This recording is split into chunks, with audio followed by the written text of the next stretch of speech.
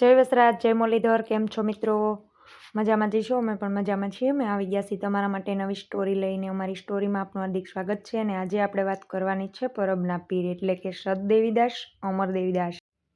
સદદેવીદાસ અમરદેવીદાસ જેતપુરના ટાબાના પીઠળિયા ગામના લખમણ ડવ અને કમુમાની દીકરી અમરબાઈ વિસાવદર ટાબાના સોભાવલા ગામના પોતાના મોસાળ સાવડા પરિવારના લાડકોટથી રહેતા અમરમાની ઉંમર થતાં જમાનાને અનુસાર સારા ઘરેથી સગાઈના માગા આવવા લાગ્યા. દીકરીના માગા આવતા લખમણ ડવને કમુમાએ મોસાળમાં મોટી થઈ રહેલ દીકરીની સગાઈ સાથે તેના લગ્નની ઉતાવળ કરી. અમરબાઈનું બગસરામાંથી માગું આવતા સગાઈનો પ્રસંગ ધામધૂમથી ઉજવવાનું લખમણ ડવે તૈયારી આદરી. તો કમુમા પિયરિયાઓને સગાઈનું આમંત્રણ આપવા સાથે દીકરીને તેડવા લખમણ ડવને લઈ સોભાવલા પહોંચી ગયા. પીઠળિયાથી દીકરી જમાઈ આવતા સાવડા પરિવારમાં ખુશીનો માહોલ રચાયો. ત્યારે પિતા લખમણ ડવ એને માતા કમુમાને જોઈ હરખાયેલા. અમરબાઈનો હરખ હૈયામાં સમાતો ન હતો.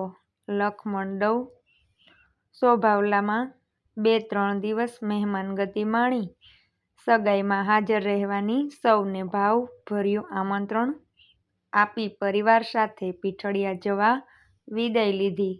લખમણ ડવ જાતવાન બળદોને ગાડે જોડી રાસ લીધી કરતા રેવાડસાલે બળદોએ પીઠળિયાનો માર્ગ લીધો. ગળામાં રૂમઝૂમ કરતા ઘૂઘરાના અવાજ સાથે પીઠ ઉપર શોભતી ઝૂલો સાથે બળદો એકધારી ચાલે આગળ વધી રહ્યા હતા. કમુમાએ એને અમરબાઈ સાથે લખમણ ડવ અલક-મલકની વાતો સાથે રસ્તો ઉકેલી રહ્યા હતા. લખમણ ડવે બપોરનો સમય થતાં બળદોને 2 ઘડી આરામ કરવાનું વિચારતા આસોના આકરા તાપમાં વાવડીની સીમ સરભંગ ઋષિનો આશ્રમ જોયો. આશ્રમની બાજુમાં આવેલ વડ જોતા રાસ ખેંચી ગાડું વડના છાંયે નીચે બાંધી દીધું. બળદોને વહેતા ઝરણામાં પાણી પીવાની નિરણ પૂરો કરી પરિવાર સાથે બપોરા કરવા બેઠા. કમુમાએ પિયરમાંથી આપેલી સુખડીનું ભાતું ખોલતાં તેની સોડમ ચારેય બાજુ ફેલાઈ ગઈ. લખમણ ડવે સૌ સાથે સુખડીના 3-4 સોસલા ખાઈ ઓડકારો લેતા વડલાની નીચે આરામ કરવા વાહો લંબાવ્યો.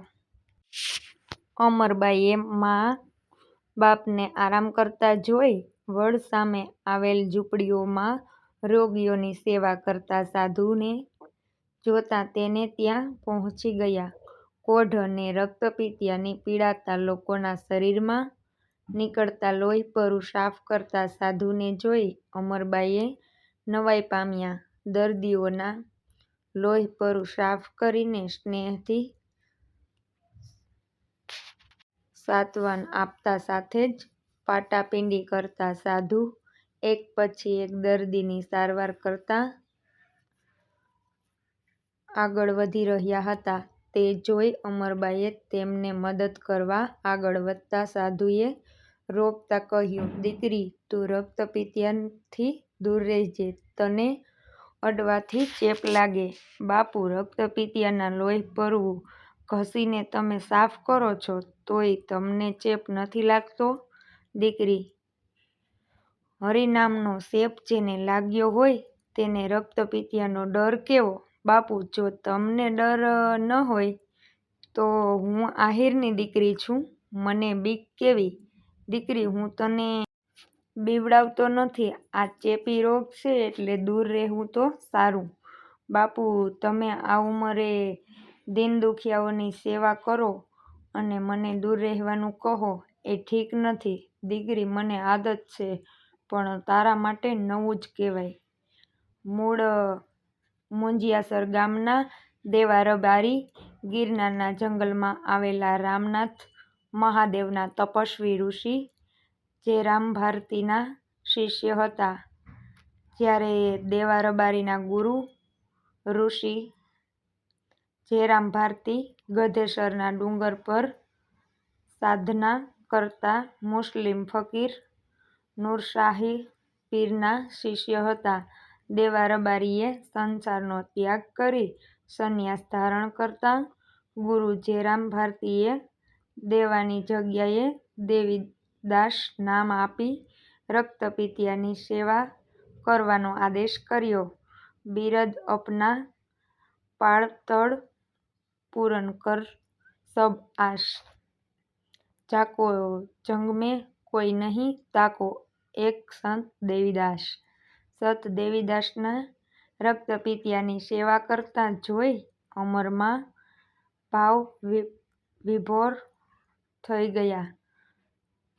ક્ષણભંગુર સાંસારિક સુખની જગ્યાએ સેવામાં રહેલ શાશ્વત સુખનો સાક્ષાત્કાર કરતા અમરમાં વડનીચે સૂતેલા મા બાપ પાસે પહોંચી ગયા. લક્ષ્મણ 2 બળદોની રાહ ખેંચી ગાડું ઊભું રાખી મા દીકરીની રાહ જોતા હતા. પરંતુ અમરમાને સમાધિની લાગી ગઈ હોય તેમ રક્તપિતિયાની સેવા કરતા સંત દેવીદાસને જોઈ રહ્યા હતા. દીકરીને ભાવવિભોર જોતાં કમુમાએ તેના ખભા પર ધીમેથી હાથ મૂકી ગાડામાં બેસવાનો ઈશારો કર્યો. અમરમાએ અચકાતી જીભે રક્તપિતિયાની સેવા કરવાની જનેતા પાસે રજા માગી. અમરમાની વાત હસી કાઢતા કમુમાએ તેનો હાથ પકડી ગાડા તરફ આગળ વધ્યા. ત્યારે અમરમાએ આંખમાં આંસુ સાથે હાથ જોડી રક્તપિતિયાની સેવા કરવાની ફરી મંજૂરી માગી. લક્ષ્મણ 2 મા દીકરીની વાત સાંભળી સંન્યાસી જીવનની કઠિનતા અમરમાને સમજાવી. પરંતુ અમરમા મક્કમતાથી પોતાની વાતને વળગી રહેતા. લક્ષ્મણ 2 સ્વભાવલાથી મામા મામીને બગસરાથી સગાઓને તેડાવવા માણસો દોડાવ્યા. લક્ષ્મણ 2 કમુમા સાથે સ્વભાવલાથી આવેલા મામા મામીને સમજાવવા છતાં અમરમાએ મક્કમ રહીને સૌને હાથ જોડી રજા માગી. અમરમાને વૈરાગ્ય જોઈ મા બાપ અને મામા મામીએ આશીર્વાદ સાથે સંત દેવીદાસના આશ્રમમાં જોડાવાની ભારે હૈયે રજા આપી. એ દરમિયાન બગસરાથી પોતાના દીકરા માટે અમરમાનું માગું નાખનાર સગા આવી પહોંચ્યા. તેમણે અમરમાને સમજાવ્યા, પરંતુ અમરમાએ તેમની વાત કાને ન ધરતા માથાભારે સગાઓને ગુસ્સે થઈ આશ્રમ માથે લેતા વાતાવરણ તંગ થઈ ગયું. અમરમાનું વૈરાગ્ય જોઈ મા બાપને રક્તપિતિયાની સેવા કરવાની રજા આપતા સંત દેવીદાસ આશ્રમની સંન્યાસિની તરીકે તેઓ જોડાયા.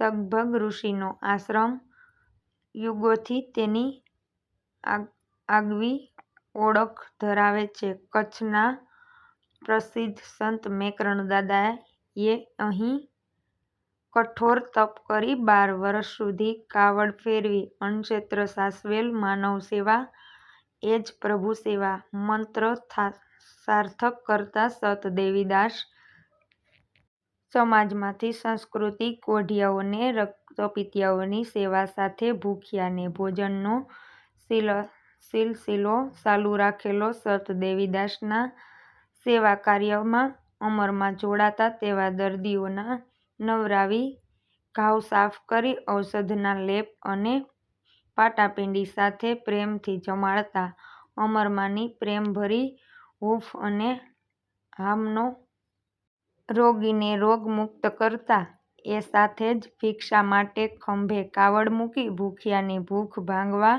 સદા વ્રત ચાલતા.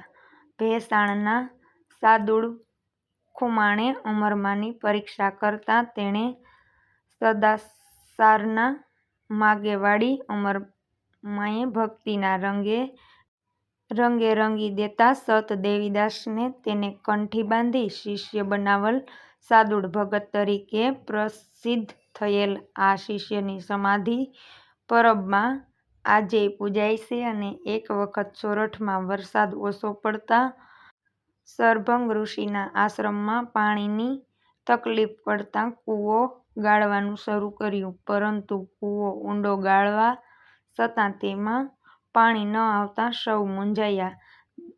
એ દરમિયાન ગોંડલથી દાસી જીવણ આશ્રમમાં દર્શન કરવા આવતા. આ ભડછેડના કારણે લોકોએ તેમને આશ્રમથી દૂર રાખ્યા, અને આત્મજ્ઞાની સંત દાસી જીવણ તેને નાત જાતના ભેદના કારણે આશ્રમમાં પ્રવેશવા દેવા આવતા નથી, તેનું અમરમાએ જણાવતા.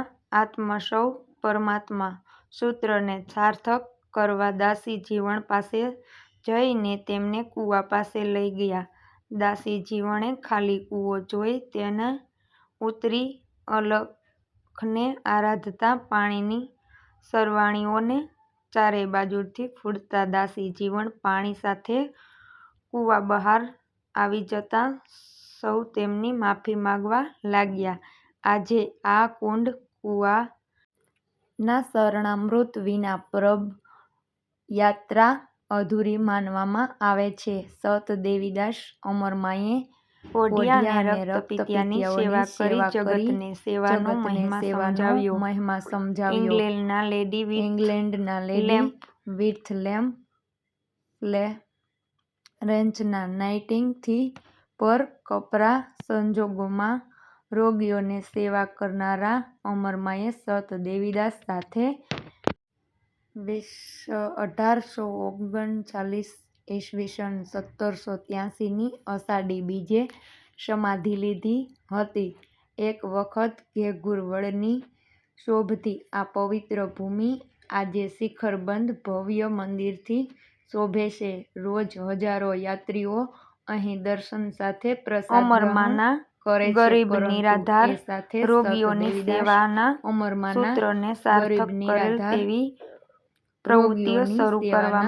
સૂત્રને સાર્થક કરેલ તેવી પ્રવૃત્તિ શરૂ કરવામાં આવે છે. તે લોકો માટે તે ખૂબ જ આશીર્વાદરૂપી બની રહે તેમ છે.